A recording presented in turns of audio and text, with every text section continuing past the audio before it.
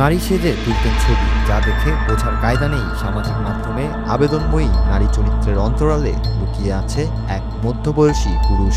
বিভিন্ন সামাজিক মাধ্যম ও ডেটিং সাইটে নিজেকে উপস্থাপন করেছেন নারী হিসেবে, তাও আবার ডিভোর্সি নারী। এমন অসংখ্য ছবি ও ভিডিও দেখে বিশ্বাস করেছেন হাজারো পুরুষ। অনলাইনে ঘনিষ্ঠ সম্পর্ক গড়ে তুলেছেন অনেকেই। তারপর নির্দিষ্ট স্থানে দেখা করে জড়াতেন একান্ত সম্পর্কে, যার ভিডিও ধারণ করা হতো গোপনে। পরে ধারণকৃত সেসব ভিডিও বিক্রি করা হতো প্রাপ্তবয়স্কদের বিভিন্ন সাইটে।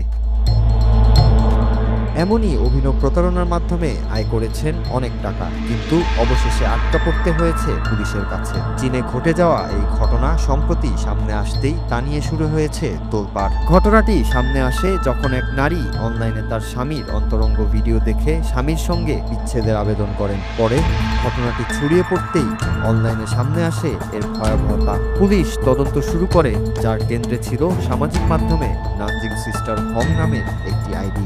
সে আইডি সূত্র ধরে পুলিশ খুঁজে পায় এক ব্যক্তিকে, যিনি পুরো ঘটনার মূল চরিত্র। 38 বছর বয়সী সেই ব্যক্তির নাম জিয়াও বলে উল্লেখ করেছে পুলিশ। পুলিশের ভাষ্য, জিয়াও নারী সেজে নিজেকে বিবাহিত নারী বা ডিভোর্সি নারী হিসেবে পুরুষদের কাছে পরিচয় দিত, যার ফলে পুরুষরাও তাকে সহজে বিশ্বাস করত। সেই সুযোগেই তিনি পরিকল্পনা অনুযায়ী সেসব পুরুষকে ফাঁদে ফেলে নির্দিষ্ট স্থানে ডেকে নিয়ে তাদের সাথে শারীরিক সম্পর্ক স্থাপন করতেন। কিন্তু কতজন পুরুষ এই নানজিং সিস্টার হংয়ের ফাঁদে পড়েছেন তা জানায়নি পুলিশ। চীনের একাধিক গণমাধ্যম বলছে 1000-এর বেশি পুরুষ এই ফাঁদে পা দিয়েছেন, কিন্তু আত্মসম্মান ও ব্যক্তিগত গোপনীয়তার জন্য কেউ অভিযোগ জানাতে সামনে আসছেন না। আরও বিস্ফোরক তথ্য সামনে আসে যখন জানা যায় ভুক্তভোগী পুরুষদের মধ্যে অন্তত 3 জন এইচআইভিতে আক্রান্ত হয়েছেন। বর্তমানে বিষয়টি তদন্ত করছে পুলিশ। অভিযুক্ত জিয়াওকে নিজেদের হেফাজতে রেখে জিজ্ঞাসাবাদ চালিয়ে যাচ্ছে তারা।